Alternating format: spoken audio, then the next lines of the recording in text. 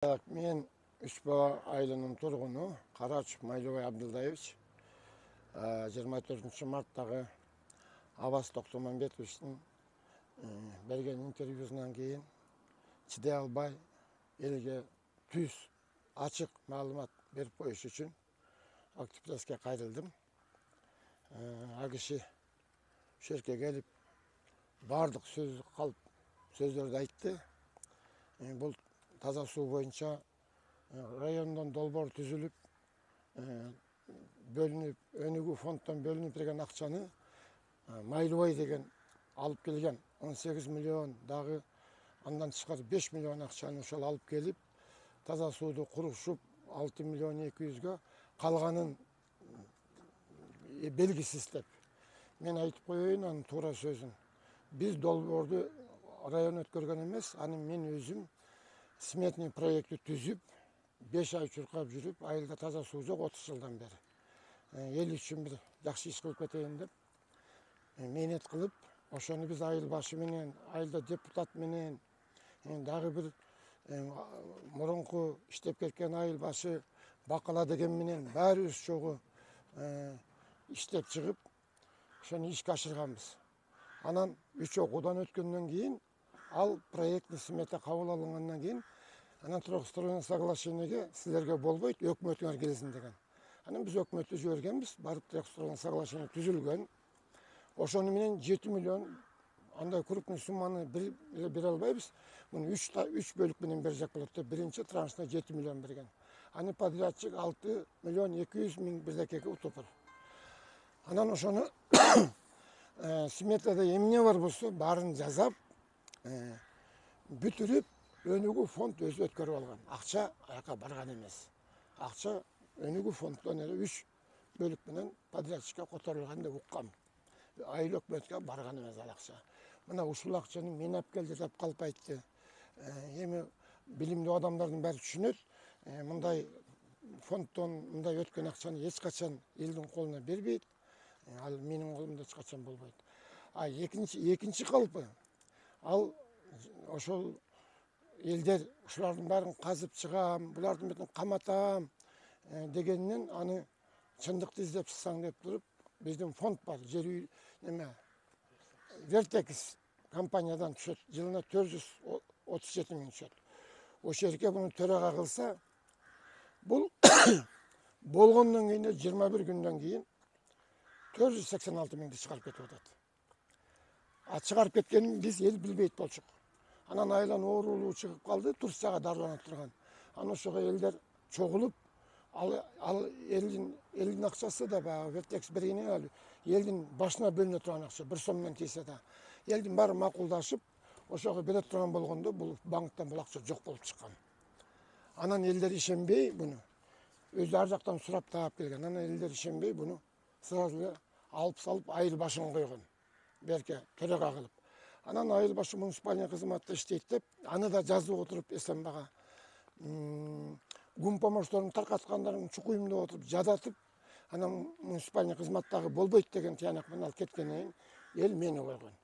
Эми мен ошондо 5-чи төрага болуп атам да фондко. Анан эми ошончо суммаларды айтып атат. Мен буга таң калдым да, бул деген мындай калыпта айтып, районубузга бүтүн Кыргызстандын 7 дубанына райондук ушу укук коргоо органдарын, прокуратураны, сот бийлигин, мынакей акимдерге чейин ушунчалык оор, уятка калтырып, элибизди, жерибизди дегендей мынадакай тынч заманда элдерди бөлөк ойго азгырган үчүн мен аябай нааразы болдум да, ошон үчүн келдим да. Анан ушул фондубузда болсо жылына түшүп турган 437 миңдин 10 жыл түшкөн. Ал 4 миллион 370 миң болуш керек да. Ал болсо аякта 9 миллион акча бар экен, мынакей булар жеген, ичкен, буларды кустуруш керек. Эми ал мурунку төрагаларды кустуруп берсин, мен жаңы келдим. Мен ага түшүндүрүп коеюн деп атам ал жерден. Ал акча эмне үчүн көбөйүп кеткен? Андай болуп. Мына өзү 486 миңди алып чыгып кетпейди уурдап. Анан кайта кусту. Ал өзү эле миллион болуп, кайта дагы киргенде ал миллион болуп калат. Ал аны билет.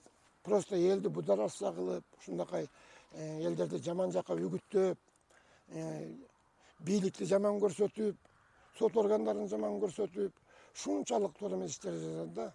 Мен айтар элем, эгер акыл болсо, ага эч ким акыл айтпаса, улуу катары акыл айтат элем.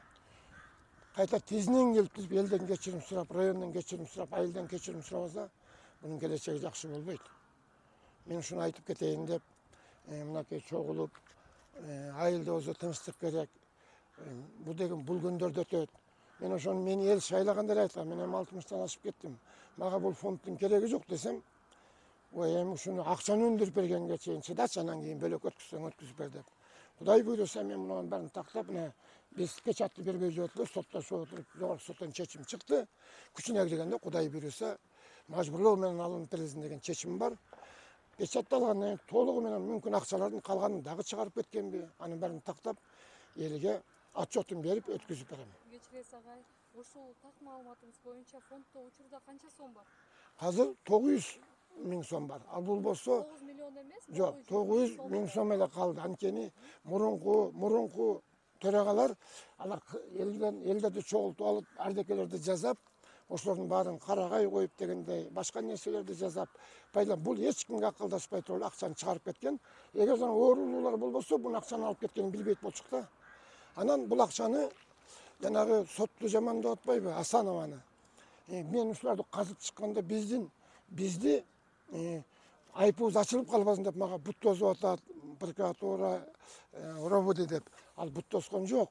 Ал ошол акчаны чыгарып кеткен боюнча тергөөдүн немеси боюнча, мына менин колумда атат тергөөдүн немеси. Ошол боюнча баш коргоочулардын узартканы барганда, ошол акчанын 486 миңди чыгарып кеткен менин досум начальник милиция Калманбетов Майрамбек 176 миңин алган деп. Мына протокол турат. Соттун протоколунда жазылып турат. Калманбетов алган деп. Ошол поддержка берип жүрөт бул экөө классташ. Мурда бул арыз жазганда билчү эмес, мындай жаман жактарга барганда билчү эмес. Ошол начальник милиция болуп келгенден бери айылды экиге бөлүп, ынтымагын кетирип, ушундагы жаман иштерге барды да. Мен суранып кетет элем. Ошол президентибиз мындай нерсеге деле убактысы жок, өтө кыйын кырдаалда иштеп атат. УКМК башчысынан суранам. Генеральный прокуратура Зулушевтан суранам. Ушуну дыкат текшерип, ким калп айтты, ушуну кимдер жеген деп атат, жегенин аныктап, ошого жаза колдонсо. Эгер жегени кимибиз жегенибиз чын болсо, мынакей соттосо, кустурса жакшы болор. Ошодон эл оңолот. Ошодон элге тартип болот. Антпесе уюшуп алып эле ушу элди бузуп, мамлекетке мындай бир жакшы нерселерди көрсөтпөй. Мен бул жөнүндө айткым да келген эмес. Эми кечээкүдө мен сен туура эмес сүйлөп атасың деп, ага мен акылымды айтсам, ошонун үй бүлөсү, тиги начальник милиция Майрамбек досунун үй бүлөлөрү, туугандары мага аябай жаман негативтерди жазды. Мен ошого өкүнөм да, Орозонун күнүндө намаз окуган адамдар ушулар ушундай иштерди кылышып атат, жегжаттарды кылышып атат. Мен ошого толук маалыматымды берип, районубузга бир ачык, айкын калп экенин билдирип коеюн деп келдим да. Кусупбеков Мелис, Үч Булак айынан келдим. Маалымат берип коеюн деп. Бизде Калманбетов Майрамбек деген начальник уровда иштеп кеткен. Ушундай келип ал айылдын саясатына кирилишип, жер талашып, тике карап койсоң арыз жазгызып, ошо менен арыз жазгызып, менин үстүмөн ар кандай нерселерди кылып, штраф жаздыртып, мен аны эч качан билбейм. Анан мага штраф келгенден кийин мен сотко, прокуратурага кайрылып, акыйкаттыгын чечип бергиле деп жасалма колдор болуп, анан экспертизага барып, экспертизадан жасалма болуп, мына соттон акталдым. Калманбетов Майрамбек зам министр досум, мен эч ким эчтеке кыла албайт деген. Анан карапайым элге мыйзам иштейт, ошого начальник милицияларга мыйзам иштебейби? Мен ошону кайрылайын деп сиздерге келдим. Ошол. Мен Кыргыз калкын бүгүн 5-26 мартта Орозбеков Аваз берген акпресске жооп же суроо катарында Үч Булак айылынын тургундары болуп келдик ушул жерге. келген себеби ошол. Биз да жогорку бийликтен суранат элек ушул нерселерди акыйкат түрүндө карап беришин. Биринчиден, бул Калманбетов Майрамбек Орозбек Авастын классташы да. Бул ошо Калманбетов Майрамбек келгенден бери Орозбеков Авас кайдан алды, кайдан жайдан пайда болду. Бул киши арызчыл, дооматчыл болуп, азыркы күндө айылга мектепке туалет салса да, көчөгө тротуар курулса да, койчу жана башка иштердин баарына арыз жазып, арызчыл болуп келет. Жана Акипресте кайрылып айткан жанагы голд, молд, жанандай нерселердин баарын айтып атат. Элдер акча жеп кетти. Биринчиден өзүнө суроо берер элем.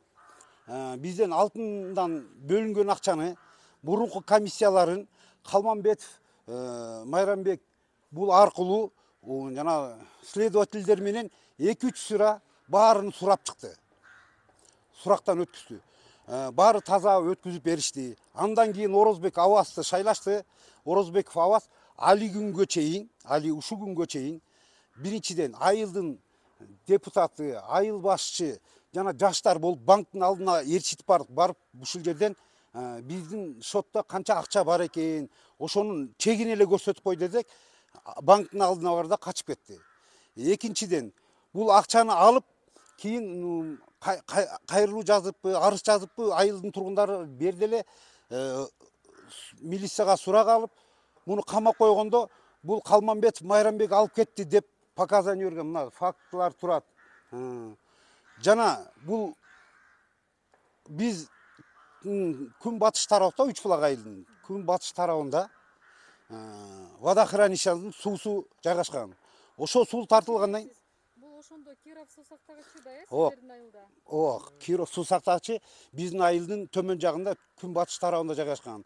Ошол суу тартылгандан кийин ошол жерди жаштар ынтымакташ иштетип келчү эле. Эми ушулар өз көзөмөлүн алып, прозрачный болот, айылга көп нерсе кылабыз деп, жок. Өздөрү алып, ушул күнгө чейин бир тыйын бербей качып жүрүшөт. Жана көлдүн жеринин акчасын тим эле коелу, жана алтын голдтун Кечирим сурайм, могул жерде кечирип коңузчу, бөлүп атам. Киров суу сактагычынын суусу тартылып кеткенде, сиздер баягы ижарага берип, кадимкидей төө бурчак тигип, ушинтип иштетесиздерби? иштетет, азыр деле иштетет. Бирок аны келди да, бул Калманбетов келгенден кийин Орозбеков өз кызыкчылыгына кифстанция менен элге сатып, өз кызыкчылыгына колдонуп 3 жыл болду, 3 жылдан бери тыйынын бербей качып келет. Андан тышкары жана алтындан түшкөн акчаны деле мына айтып атпайм, бу банкка барып качып кетти. Андан тышкары дагы өткөндө жана айтып атам, РОУдун начальнигин алып кетти деген да показаниясы бар. Мына документальный бүт фактылар менен. Анан булар ошо көлдүн жээгинен тышкарыда жерлерге бу правоохранительный органдын балдарын, участковой милицияларды өз жанагындай жалдап алган кызматкериндей кылып жанына кошуп, ар кимдин үстүнө арыз жазып келет да.